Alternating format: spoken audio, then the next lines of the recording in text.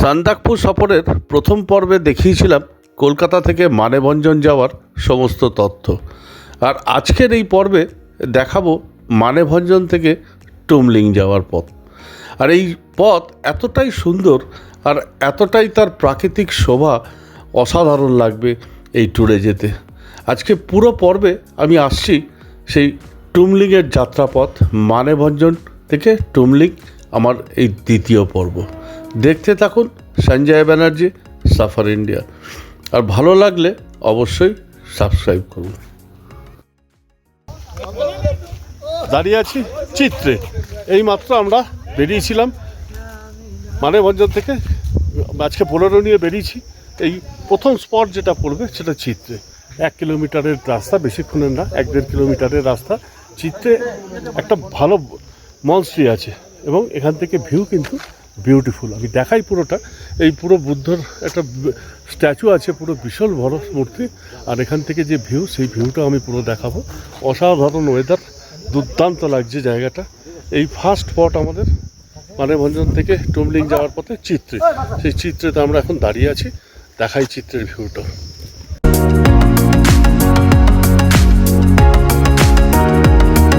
মানেভঞ্জন থেকে প্রথম দিন আমরা ল্যান্ড রোভার পাইনি। বোলেরো নিয়ে সমস্ত ফর্ম্যালিটিস, কাগজপত্র মেনটেন করে, আর সেখানে পুরো 8,500 টাকা পেমেন্ট করে, আর সিঙ্গালীলা ফরেস্টের টিকিট কেটে আমরা বেরিয়ে পড়লাম টুমলিংয়ের পথে। আর এই মানেভঞ্জন থেকে প্রথমেই পড়বে 1 কিলোমিটার দূরে চিত্রে। ছবির মতো এই জায়গা আপনাকে কিন্তু মুগ্ধ করে দেবে। অসাধারণ একটা বুদ্ধদেবের বিরাট স্ট্যাচু, আর তার পাশে মনস্ট্রি, আর পেছন দিকের ওই সিনিক বিউটি অসাধারণ। মানেভঞ্জন থেকে সান্দাকফু যাওয়ার জন্য প্রথমে আপনাকে টিকিট করতে হবে। যে জিপ নিন, বোলেরো নিন, ল্যান্ড রোভার নিন। আজকে আমরা ল্যান্ড রোভারটা পাইনি, কালকে চেষ্টা করব ল্যান্ড রোভারে যাওয়ার। ওরা কালকে গাড়ি পাঠাবে। ল্যান্ড রোভার যাই নিন, এখানে ভাড়া পড়ছে পার ডে 2500 টাকা প্লাস 1500 টাকা, মানে 2 নাইট 3 ডেজের জন্য আমার পড়ছে একটা গাড়িতে মোটামুটি 8,500 টাকা। এবং যদি ফালুট যান তার জন্য আরও 4,000 টাকা বেশি পড়ে। যদিও ফালুটের রাস্তা এখন বন্ধ, যার জন্য ফালুটটা আমাদের যাওয়া হচ্ছে না। গেলেও ট্রেক করে যেতে হবে, সেটা সান্দাকফু পৌঁছে আমরা চিন্তা করব। কিন্তু এখন আছি দাঁড়িয়ে যেই চিত্রেতে, বিউটিফুল, ক্লাস, দারুণ লাগছে, অসাধারণ ভিউ। এই পুরো রাস্তার ভিউই হচ্ছে এখানকার অসাধারণ। সেই পুরো ভিউ দেখাতে দেখাতেই যাব। প্রকৃতি ঝালে দিয়েছে। সামনে ঘন পাইন বনের ফরেস্ট, পাইন ফরেস্ট, দূরে পাহাড় কম দেখতে পেয়েছি, পুরো ডিপ পাইন ফরেস্ট। এই হচ্ছে চিত্রে। মানেভঞ্জন থেকে গাড়ি নিয়ে বেরোনোর পর প্রথমে চিত্রেতে বেশ কিছুক্ষণ সময় কাটিয়ে যান। এই চিত্রেতে কিন্তু আপনার ভালো লাগবে এখানকার পরিবেশ, আর এই তার পাশে মনস্ট্রিটা। সান্দাকফু সফরে যারা আসবেন তারা 2 নাইটস 3 ডেজের প্রোগ্রামে প্রথম নাইটটা অবশ্যই টুমলিংয়ে থাকুন। আর এই যাওয়ার পথে প্রথম দিন ফার্স্ট হাফে ঘুরে নিন এই চিত্রে, মেঘমা আর টংলু।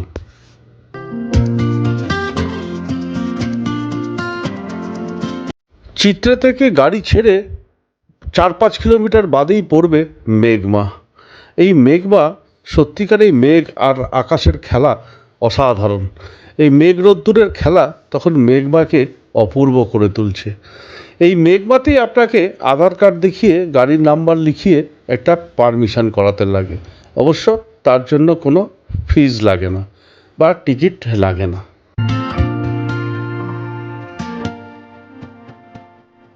ফ্যান্টাস্টিক জায়গা। এখন দাঁড়িয়েছি টংলু। এই সান্দাকফু যাওয়ার রাস্তায় এই আর একটা অসাধারণ ভিউ পয়েন্ট টংলু। সেই টংলুতে দাঁড়িয়েছি। তার আগে মেঘমায় দাঁড়াইনি। মেঘ এসে গেছে, কিন্তু এইখানে কিন্তু এই মেঘের খেলাও দুর্দান্ত। এ ক্লাস। টংলুও দারুণ জায়গা। এরপরেই আমাদের সেই টুমলিং আসবে, পুরোটাই দেখাবো। ক্লাসিক জায়গা, বিউটিফুল। এই টংলু এখান থেকে, মানেভঞ্জন থেকে খুব একটা ডিস্টেন্স নেই, মাত্র 7-8 কিলোমিটার ডিস্টেন্স টংলু। দারুণ জায়গা। এখন টংলুর পর টুমলিংয়ে যাবো, ঢুকবো আমরা, ভিউ পয়েন্ট ঘুরবো।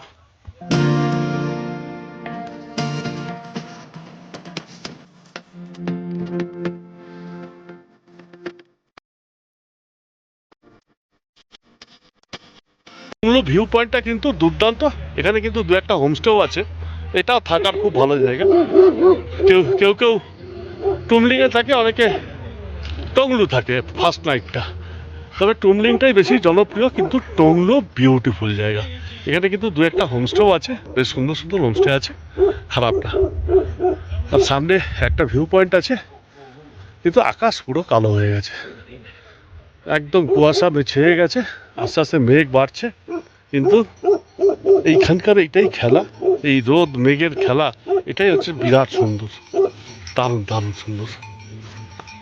তো ভালো হোমস্টে আছে, এই হোমস্টেগুলো সব 1400-1500 টাকা করে প্যাকেজ আছে পার ডে পার হেড, এবং খারাপ না, ভালোই। এখানে একটা জিনিস, সমস্ত ফেসিলিটিস থাকে না, তবে তার মধ্যে থেকেও খাওয়া দাওয়া মোটামুটি থাকার জায়গাটা একটু দেখে ভালো হলেই চলে যায়। বিরাট কিছু এক্সপেক্ট করা যায় না এখানে এই হোমস্টেগুলো, কিন্তু তার মধ্যে এটা ভালো। টংলুর এটা কিন্তু খারাপ না।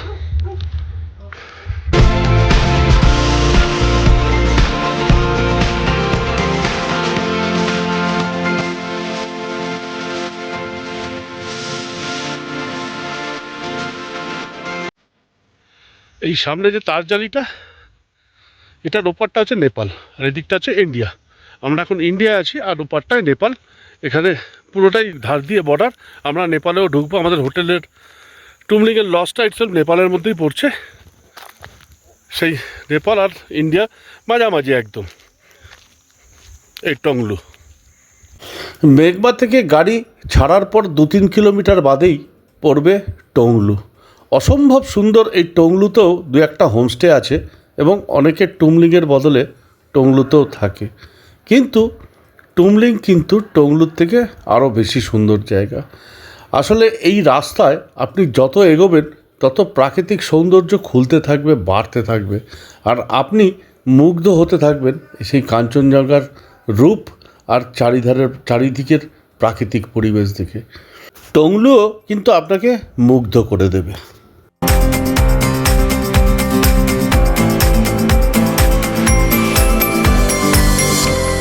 টংলু থেকে 1 কিলোমিটার যাওয়ার পরেই আসলো সেই টুমলিং। অনবদ্য এই টুমলিং দেখে আমরা গাড়ি থেকে নেমে গেলাম। গাড়ি থেকে নেমে গাড়ি ছেড়ে আমরা হাঁটতে শুরু করলাম, আর গাড়ি আমাদের পাশ দিয়ে এগিয়ে চললো আমাদের টুমলিংয়ের পথে। আমরা টুমলিং ঢুকছি, গাড়িটাকে ছেড়ে দিয়েছি, গাড়িটা সোজা চলে গেছে, আমরা হেঁটে নামছি। সামনেই টুমলিং, এই টুমলিংয়ে আমাদের সমস্ত হোমস্টেগুলো দেখা যাচ্ছে পেছনে। এই হোমস্টেতেই আমরা যাব, কিন্তু এক ক্লাস ফ্যান্টাস্টিক জায়গা, মন ভালো হয়ে যাবে। এই টুমলিং কেন লোকে বলে টুমলিংয়ে থাকার জন্য, সেটা এখানে এসে বোঝা যাচ্ছে। রাস্তার দূর থেকে ভিউ এক ক্লাস। আজকে আমরা এখানেই থাকবো। রাত্রিরে এমন কিছু ঠান্ডা নেই, রাত্রিরে বলছে ঠান্ডাটা পড়বে, আকাশও মেঘলা। নাহলে এখান থেকে সানরাইজ সানসেট এখান থেকেও ভালো দেখা যায়, কাঞ্চনজঙ্ঘা এভারেস্টও দেখা যায়। আমরা এখন হাঁটতে হাঁটতে নামছি এই টুমলিং আমাদের হোমস্টের দিকে। এক ক্লাস জায়গা, বিউটিফুল, মন ভালো করে দেবে এই জায়গা, ক্লাস ক্লাস। যারা সান্দাকফু ফালুট আসেন এই রুটে, তারা ফার্স্ট নাইটটা অবশ্যই টংলুর থেকেও টুমলিং বেটার, অবশ্যই টুমলিংয়ে থাকুন। সেকেন্ড নাইট সান্দাকফুতে থাকার চেষ্টা করুন। Beautiful, class.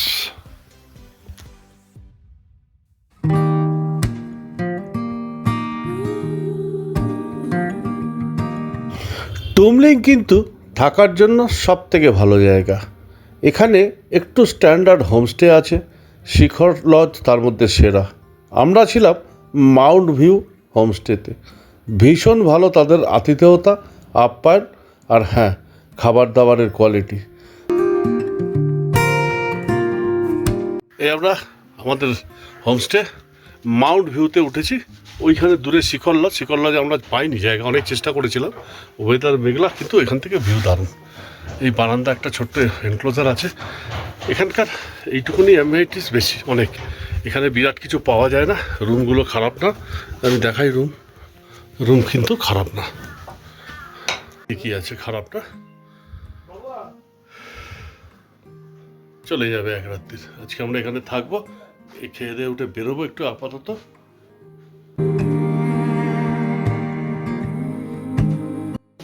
এখন ঠিক 2:10, আমরা লাঞ্চে বসেছি। লাঞ্চে কিন্তু দারুণ মেনু। আমাদের ডাল, ডিমের অমলেট, ভাত, ওরা ইমলির চাটনিও দিয়েছে, সবজি, ভাত, রাইস খাবো। খেয়ে আমরা বেরিয়ে যাবো সানসেট দেখতে। দেখা যাক মেঘলা ওয়েদার, সানসেটটা দেখতে পাই কিনা। দারুণ খাবার, সবজি, ডিমের অমলেট, একটা ইমলির চাটনি দিয়েছে, দারুণ ডাল, পাঁপড় ভাজা, দারুণ খাবার। ঠান্ডাও জাঁকিয়ে পড়ছে, এখন দেখাচ্ছে 11। আমরা খেয়ে দিয়ে বেরোবো সানসেট দেখতে। টুমলিং ঢুকে আমরা প্রথমেই হোমস্টেতে চলে গিয়েছিলাম, আর সেই মাউন্ট ভিউ হোমস্টের দুপুরের লাঞ্চ ফ্যান্টাস্টিক, আর তাদের আতিথেয়তা ভোলবার নয়। আর তারপরেই ছিল আমাদের মুগ্ধ হওয়ার পালা। অসাধারণ এই টুমলিং। আমরা এখন এই টুমলিংয়ের টপে যাচ্ছি, এখান থেকে সানসেট দেখার চেষ্টা করব। ওয়েদার ভালো না, দেখা যাবে না হয়তো, কিন্তু প্রাকৃতিক সৌন্দর্য দুর্দান্ত।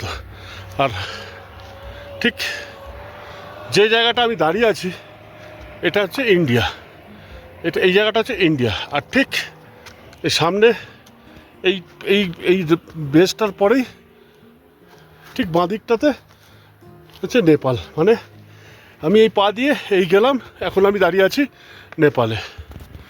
এই হচ্ছে নেপালে আমি দাঁড়িয়ে, আর ঠিক এটা ক্রস করে এখানে গেলে হচ্ছে ইন্ডিয়া। আমাদের লজটা, হোমস্টেটা পুরোটাই নেপালে, বেশিরভাগই হোমস্টেই সব নেপালে। এখন ভীষণ সুন্দর পরিবেশ, অসাধারণ জায়গা। যাদের ঘুরতে ভালোবাসেন, যারা একবার ঘুরতে পারেন এই সান্দাকফু, পুরো এই জোনটাই দুর্দান্ত লাগবে। যাই এবার ওপরে উঠি, দেখি একটু ভিউ পয়েন্টে। এই দিকের রাস্তাটা পুরো ইন্ডিয়া, এই রাস্তাটা ইন্ডিয়া, এই দিকটা পুরো নেপালে চলে গেছে। না, হোটেলটা নেপাল তো, হোটেলটা আমাদের ওই রাস্তা দিয়ে যাচ্ছে। মানে আমি এখন নেপালে দাঁড়িয়ে, এই দাঁড়িয়ে আছি যেখানটা, সেটা নেপাল। ঠিক রাস্তাটা, এই রাস্তাটা হচ্ছে ইন্ডিয়া। অসাধারণ জায়গা, পশ্চিমবঙ্গের সব থেকে উঁচুতম স্থান এবং one of the best place in India. অবশ্যই ভালো লাগার জায়গা, চেষ্টা করবেন এখানেও ঘুরে যাওয়ার জন্য। পুরো তথ্য আমি দিয়ে দেবো, ডিটেলস। খুব একটা কষ্টকর কিছুও নেই, মানেভঞ্জন থেকে এমন কিছু দূরও নয়।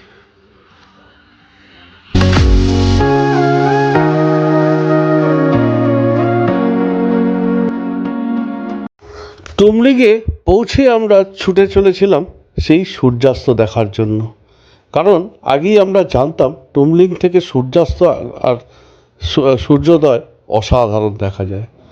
আকাশ মেঘলা থাকাতে খুব ক্লিয়ার না দেখতে পেলেও যেটা দেখেছিলাম সেটাই বা কম কিসের।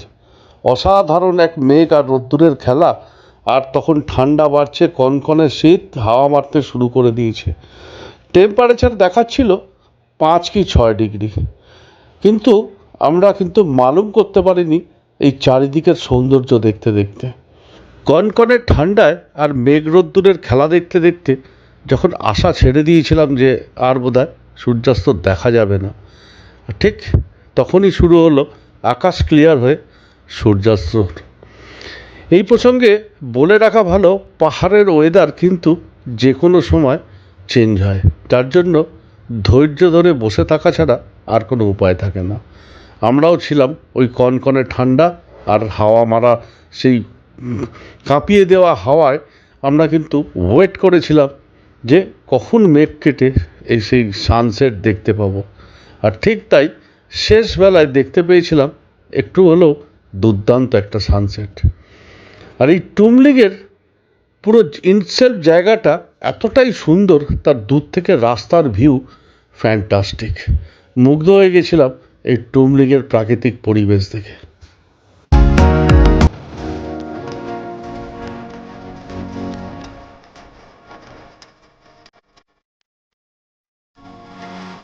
কখনো মেঘ আর কখনো আকাশ পরিষ্কার। তখন এই সানসেট দেখার জন্য আমরা যখন ধৈর্য ধরে বসে আছি, তখন মেঘ আর সূর্যের খেলা চলছে লুকোচুরি। আমরাও আশা ছাড়িনি, ধৈর্য ধরে বসে থাকতে থাকতে হঠাৎ করে দেখে ফেললাম সেই বহু প্রতীক্ষিত সানসেট। আর সেই অনবদ্য সানসেট 5:30 নাগাদ যখন হচ্ছে তখন কিন্তু ঠান্ডা বলছে 4-5 ডিগ্রি। আর আমরাও কাঁপতে কাঁপতে সেই সানসেট কিন্তু উপভোগ করছি। সানসেটটা পুরো দেখা না হওয়া অবধি ঠিক করেছিলাম লজে ফিরবো না। আস্তে আস্তে সানসেট হয়ে যাওয়ার পর যখন লজে ফিরছি তখন কিন্তু কনকনে ঠান্ডা।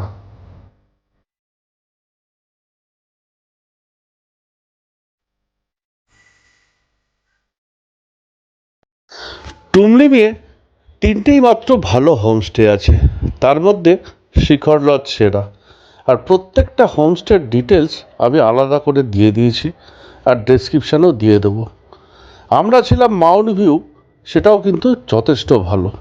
আর আরেক সিদ্ধার্থ হোমস্টে। এখানকার হোমস্টেগুলোর বৈশিষ্ট্য হলো এখানে খাওয়া দাওয়া বা তাদের রিসেপশন ভীষণ সুন্দর, কিন্তু সমস্যা হলো কোনো হোমস্টেতেই গিজার নেই। গরম জল আপনাকে চেয়ে নিতে হবে এবং সেটাও খুবই সীমিত।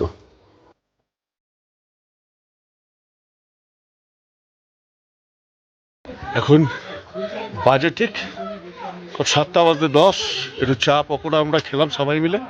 প্রচণ্ড ঠান্ডা, প্রচণ্ড। এই মুহূর্তে টেম্পারেচার বলছে 7 ডিগ্রি। এটা অসাধারণ এমবিয়েন্স, চারিদিকে অন্ধকার, পাহাড় কিছু দেখা যাচ্ছে না, কিন্তু চাঁদ ওপরে, চাঁদের আলো চাঁদ থেকে অসাধারণ দেখা যাচ্ছে। চাঁদের আলো রিফ্লেক্ট করছে পাহাড়ে, সে দুর্দান্ত। এই যে দৃশ্য ভোলার নয়। এই টুমলিং মনে থাকবে বহুদিন। আজকে আমার এই টুমলিংয়ের উপর এই এপিসোড আমার করা ব্লগের মধ্যে অন্যতম সেরা। এত সুন্দর ভিউ, আর আজকে সানসেট পুরো না দেখতে পেলেও মেঘ আর রোদের যে খেলা, পাহাড়ের রাস্তায় মেঘের খেলা যা দেখেছি সেটা ভুলবার নয়। এখন ঠিক 7টা, 8:30, 9টা নাগাদ আরেকবার বেরোবো। বেরিয়ে তখন এখানেই হোমস্টেতে আমরা ডিনার করবো, করে রাতের চেহারাটা একটু দেখবো। আমি দাঁড়িয়ে আছি এখন কিচেনে, কারণ আমাদের রান্না চলছে। রান্না बहुत बढ़िया कुक है, बहुत बढ़िया खाना खिलाया तुमको, बहुत बढ़िया। अभी क्या बन रहा है? चिकन बन रहा है आज रात के लिए। রাত্রে রুটি আর এই একটা আন্ডা আলু ভুজিয়া আর চিকেন কারি।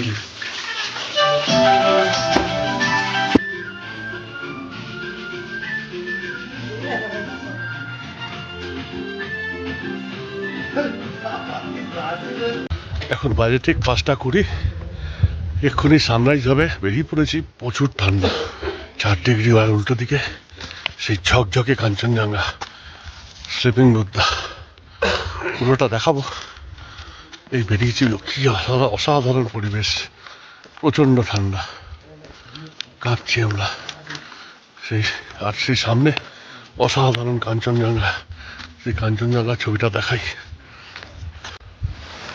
ওয়াও, এই সামনে স্লিপিং বুদ্ধা, একদম বিউটিফুল। রাতে কনকনে শীতে শুয়ে পড়েছিলাম তাড়াতাড়ি, আর অপেক্ষা করেছিল তার পরের দিন সকালবেলায় আমাদের মুগ্ধ করে দেওয়া এক সানরাইজ। কনকনে শীতে কাঁপতে কাঁপতে বেরিয়ে পড়েছিলাম 5:30টার সময় আমরা সানরাইজ দেখব বলে। আর যা দেখেছি সেটা ভুলবার নয়। ওই কাঞ্চনজঙ্ঘার ওপর সূর্যের কিরণ, লাল হয়ে যাওয়া কাঞ্চনজঙ্ঘা অনবদ্য। এই সানরাইজ টুমলিং থেকে যেটা দেখেছিলাম সেটা ছবিতে কি দেখাতে পেরেছি জানি না, কিন্তু যেটা চোখে দেখেছি সেটা না দেখলে বিশ্বাস করা যায় না। কনকনে ঠান্ডা আর ওই রকম হাওয়া দিচ্ছে তখন। আমরা কিন্তু শীতে কাঁপতে কাঁপতে যেটা দেখেছিলাম সেটা ভুলবার নয়। আমরা ভুলে গিয়েছিলাম যে আমরা ওই রকম কনকনে ঠান্ডা সহ্য করে দাঁড়িয়ে আছি, মালুম পাচ্ছিলাম না আমাদের কষ্টটা। হাওয়াও দিচ্ছে তখন, কনকনে হাওয়া, টেম্পারেচার বলছে 3 ডিগ্রি। আর আমরা তখন সানরাইজ দেখতে ব্যস্ত সেই টুমলিংয়ের ভিউ পয়েন্ট থেকে। দুর্দান্ত এই সানরাইজ সারা জীবন মনে রাখবে। ওই কথায় বলে না, কষ্ট করলে কেষ্ট মেলে, ঠিক তাই টের পেয়েছিলাম এইবারের ট্রিপে। কষ্টটা যে কতটা করতে হয়েছে আর তার ফলে যে কী বিনিময়ে পেয়েছি শুরু হয়েছে সেটা ভাষায় প্রকাশ করার মতো নয়। আন্ডার এই সানরাইজ আর তার আগের দিন সানসেট দেখবার মতো, কখনো কোনো দিনও ভুলতে পারবো না। এই সানরাইজ দেখে আমরা ফিরে এলাম আমাদের লজে।